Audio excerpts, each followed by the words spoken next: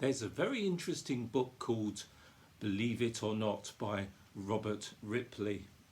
Mr. Ripley enjoyed collecting strange and amazing bits of information which, although they seemed unbelievable, were true. Some examples that you will find in his book are a man by the name of James Cook once had a chicken that laid perfectly square eggs. Now, I've seen white eggs, brown eggs, even spotted eggs, but I've never seen a square egg. Have you? I think I'd have to see it to believe it. Joanne Barnes was a 15-year-old from California, and she once swung a lot of hula hoops on her body at the same time. How many do you think she swung on her body? I remember trying this at primary school and struggled to do just one. The girls in the playground, I remember, seemed to be able to do 2 or 3 with ease, but Joanne Barnes could swing 68. Yes, 68. Can you believe that? I can't even keep one hula hoop going. I think I'd have to see that to believe it. The book is filled with things that are very hard for me to believe. But do you know what? If it's true, it's true. Whether I believe it or not, it won't change it.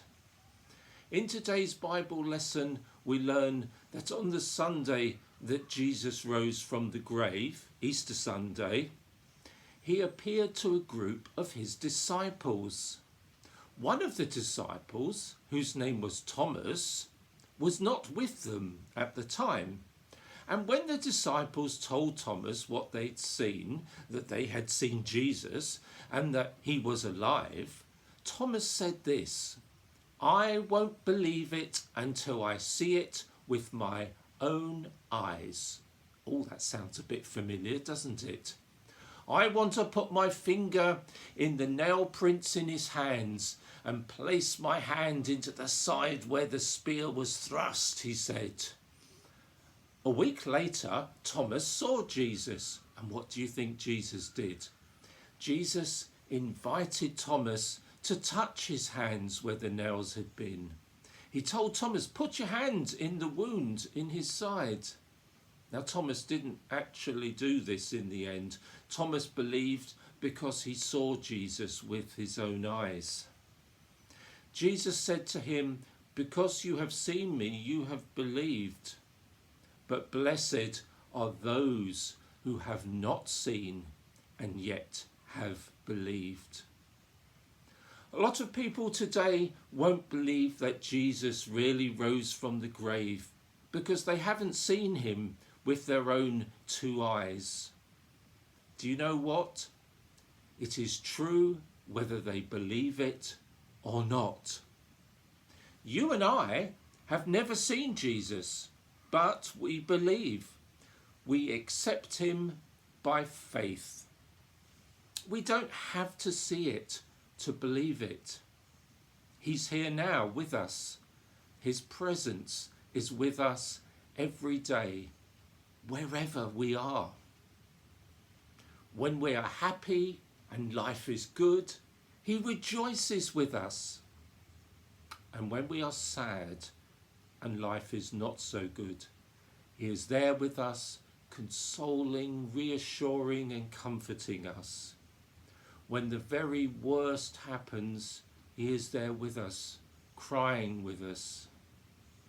And he's always with us to call upon for help and support in these difficult days.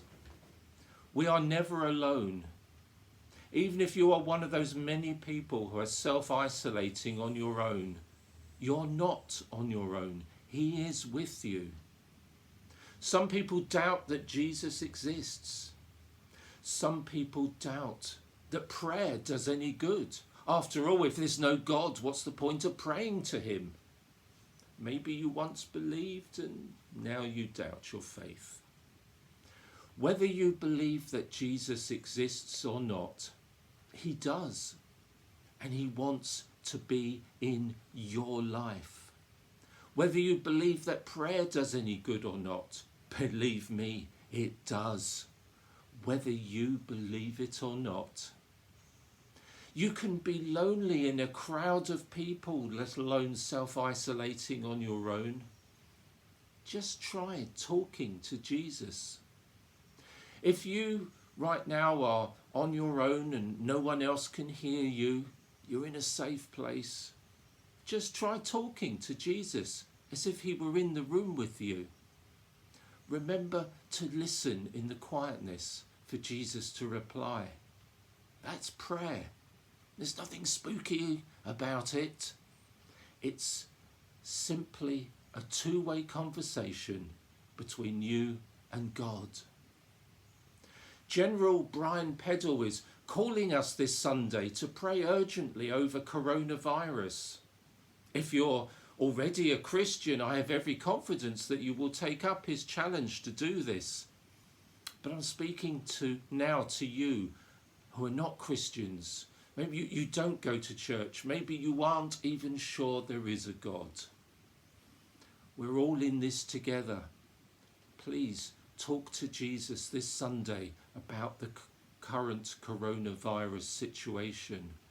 Ask him to keep all the NHS workers, carers, emergency services, key workers, to keep them safe. Talk to him about whatever is in your heart right now. Remember, we are all in this together.